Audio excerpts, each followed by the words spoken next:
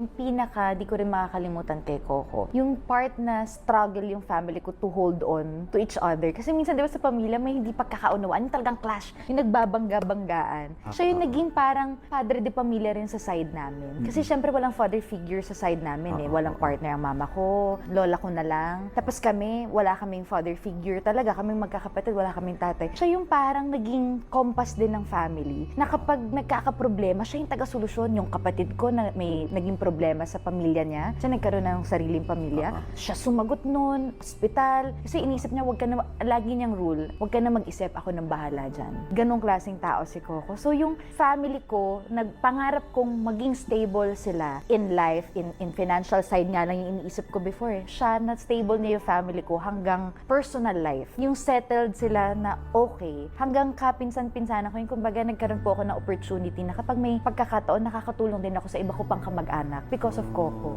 Oo, kapatid ko to Ngayon, sinasama namin sa mga show. Di ba? Basta kumita, racket eh. Alam niyo sino po nag-ayos ng damit nila? Siya. Siya namamalansya, siya ang stylish, siya ang Oh ganun. my God. Kasi mga damit ko sinusuot eh, di ba? Lalapit yun. Ate, may show po kami, pero pwede po ako makiram ng damit. Teka lang, kukuha niya ng damit, siya mag-aayos. Ganung level.